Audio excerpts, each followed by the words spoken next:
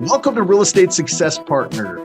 I'm your host, Devin Dubuc, David Nguyen, and we're here to talk about how to have great success in any real estate market. You guys may have noticed we're in a different location today, kind of sick baby at home. So the wife took the recording studio, or maybe it's just our house, and said, "You're out. You got to go out." So, we're here up at the corporate office today, doing our thing, and we're super excited to talk to you. I think today, David, what we talked about was, is it a good market to buy a house in? I definitely think it's a good market to buy a house in. Okay. Well, why? Because the popular belief, right? You're reading it in the news, you're seeing it all over the place, is it's a terrible time to buy a house. And I think what people are kind of buying into is probably the interest rates, right? Yeah, you know what? I call the fear monger of the media. If you don't know, you have to talk to the real estate experts, which I believe we are. Why is now the time to buy is, let's just take the eight months to a year ago, Devin. Mm-hmm. If you were to buy a house, it was a seller's market. People were paying $5,000, $10,000, $15,000 over asking. Oh, more 50, yeah. 100K in some situations. I had a lady 8 months ago pay $100,000 here locally for a $650,000 house. To this day, 100K over. 100K over. Yeah, 100K so basically, over. 100K. So 650 became 750. Correct. And the house probably didn't appraise for 650. No, it's all out of pocket. Yeah. And to this day, she regrets it tremendously. But she got a good rate. She got a good rate. Got a good rate, Yep. but she paid $750 for the house. Exactly. House worth $750 today? No, it's not. No, right? It's not. And ultimately, the only benefit there was the good rate, but the good rate on a higher loan balance, right? Or she spent a bunch of her money out of her own pocket that could have been earning her interest, right? She could have been making money on her money instead of investing it into a property that's actually not worth what she spent for it, right? Right. So that's 8, 9, 10 months ago, right? That's what's going on in the market then. And now what's going on? What's today? You know what? Our realtors are calling us every day saying that they're getting seller concessions. Sellers are paying for closing costs. Sellers are paying for this. Mm-hmm. Yes, the rates are 2% higher, but at the end of the day, guess what? You got the house that you want. There's a saying we say up here. You know what? Marry the house, date the rate. This is not a forever rate. That's right. That's exactly right. The future. They're predicting that rates are going to drop here in the next year or so. Yeah. So let's talk a little bit about that, Devin. We know 8, 10 months ago. Now is the time to buy. Should they wait and buy now, or wait 8 months down the road? Well, so let's talk about that a little bit. So let's say that you buy now. Well, what are our benefits there? We can get a better price point on the house. We might be able to negotiate, right? Yep. We're having sellers that may actually give some credits back towards the file, right? Right. You can buy the house that you want because there's not a line of 100 people waiting to buy the same house that you want. So you actually can kind of have a little bit more opportunity to pick what you're looking for, right? Right. There's a little bit more inventory back on the market, right? Right. So what are the cons? There are no cons. The only person that we come across is people that say, "Hey, maybe I should wait for the rates to drop." Which for us, I think that's a huge no. In fact, we really don't like to quote interest rates, so to say, but the predictions are in Q2 of next year, rates may possibly drop. They're saying possibly in the 5s. Sure. But so why don't we wait till then? Why if the rates are going to go get better? Why would we buy now? The reason why is right now across the United States, we only have about 3 months worth of inventory. In a normal market, Devin, it's normally 6 months. Sure. So what's that going to mean? If the rates drop, there's a ton of people that are sitting outside the market. It's going to draw all those people back in the market. It's going to draw the investors back in the market. Yep. So now that 3 months worth of inventory is going to shrink to about a month and a half. Guess what happened 8 months to a year ago? House prices went up. Sellers market. Yeah. House sellers prices. market. It was people 10 to 15 offers on every single house. And they're paying over for the house. So now you get a little bit better rate. Yep. You spend a little bit more money. What about the FHA VA borrowers? Was something happened with them 8, 10 months ago? Oh yeah. They basically were obsolete. You had a pile of loans here. All those government loans were at the bottom and they started at the top. Yeah. So if they wanted to buy a house, they put in an offer. Conventional set at the top. Yep. VA and government set at the bottom. And if 60 people decided they didn't want to buy that house, that government buyer, now all of a sudden he gets a chance. So you're saying there's a chance, right? There's no chance. There's no chance because there was so many people looking to buy and so little inventory. And these poor government borrowers, literally, they had no opportunity to buy, but they can probably buy right now, right? You've Absolutely. got Yes. inventory. Yeah. And you're leveraging. Yes. Yeah, There's yeah, inventory. I mean, it's definitely, I can't think of a better time to buy. yeah. You know, And here's the deal. There's a mentor of mine that I listen to a lot. We're Marketing Animals members, and Carl White, the CEO of Marketing Animals, great guy. And he says something that it really just it kind of pops to me. He said, look, fuel prices went up, right? A lot of things went up. Fuel prices specifically. So let's talk about it. He says the cost of fuel went up. Okay. And we all complained about it for a little bit, right? But let me ask you a question.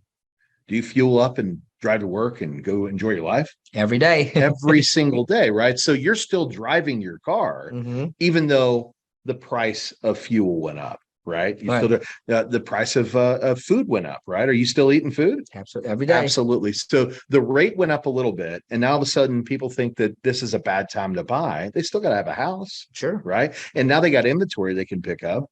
Yeah. And ultimately, the government buyers that couldn't buy 8 months ago, they got a shot. Right. And everybody's actually got the ability to maybe make a deal, have some seller concessions paid.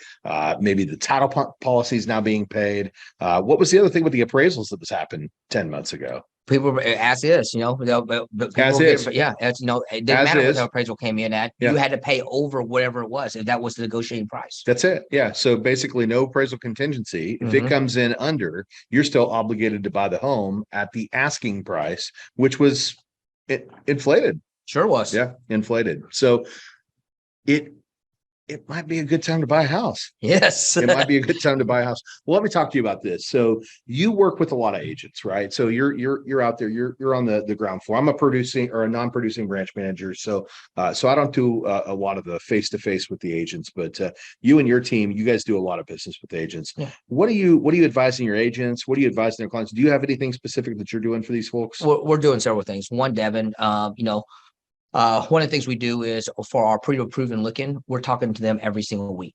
Every single week, we're talking to them. We're just asking them, hey, how's the house hunting going? If we have any resistance to rates or something like that, this conversation we just had is the same conversation I'm having with the client. And so your customers are still looking. Oh, yeah. Well, it depends. But, after a conversation with me and my team, they're definitely looking because a lot of people just don't know, they see what they want to see. We are the experts. They get scared. Yeah. And after they have a conversation with me, they're ready to go buy that weekend. Yeah. The secondary thing we're doing because they've got a better opportunity right now.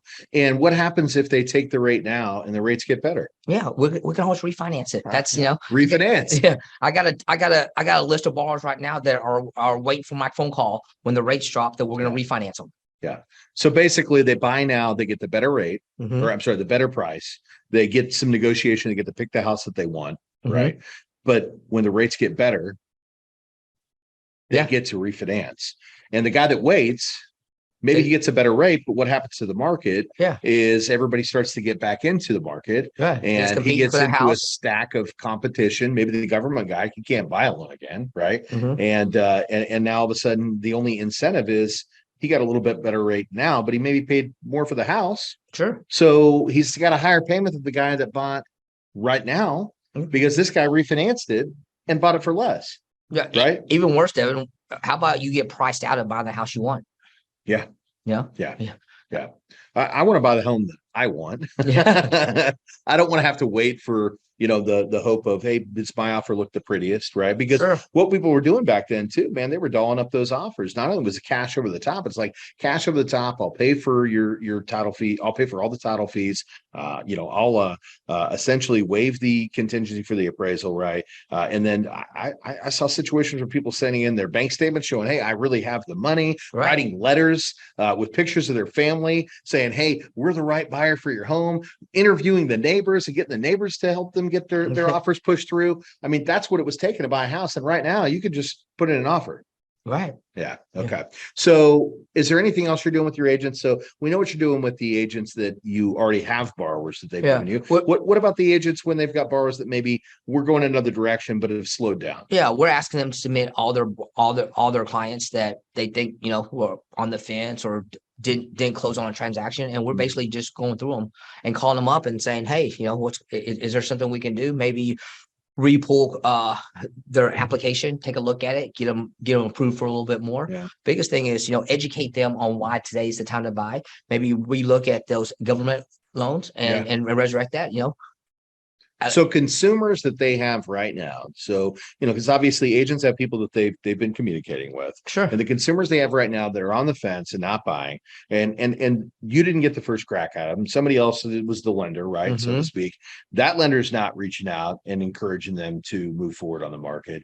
Your team is talking to the agent. You're asking for those lists so that you can reach out to those borrowers and say, hey, look, I was talking to your agent so-and-so. She said that you'd been in the market but hadn't moved forward. And just want to see, if there's anything you might still be interested in, talk to you a little bit about the current market and what you guys can do for them. Yes, sir. That's exactly what we're doing. Again, okay. Real estate success. One of the things that we're trying to do is bring success to all of your partners. Bring success to all of our partners. Bring value. Utilizing the information that you have to educate the borrowers, the agents sometimes, right, as to what's going on in the market and why it's a great time to buy, right? We've always got to buy houses, and I think it's relevant to the times, right? Because we talk about rates being high right now, and essentially, you go back to the 80s, right? Rates were 16-17%. Sure. Right. So were people not buying homes? They were still buying homes. homes. They were still buying homes, and they were excited to get those rates because they'd been in the 20s before that, right? Exactly. So, the market's always going to ever change, and you're always going to have the need for a home. The rates are going to move from here and there, but you take the home that you want, you buy it now, and then when that happens, you refinance, you improve your situation, but you got the home that you want. Maybe you didn't pay extra money for it, right? Right. I think those are the values, right? Yeah. Yeah. So ultimately, it's a great time to buy. I think so. And let's get that out there. Let's talk to these folks. And if anybody else, if you have a point of view on that, we'd love to hear it too, right? So, we're broadcast. It's a new year. It's 2023. We're right here after the holiday, and man, we've got so much more great content that we intend to bring to you guys. But today I think is this it for this one? Just short and sweet. Short and sweet. Baby. Now is the time to buy. Now is the time to buy. I love it. Well, we're your hosts, Devin Dubuc, David Nguyen, and we're the Real Estate Success Partners. We're really looking forward to seeing you guys on our next one. And if you want to check us out, it's www.realestatesuccesspartner.com. Again, that's www.realestatesuccesspartner.com. Hope you guys are having a great day. Look forward to catching up with you next week. See you guys. See you.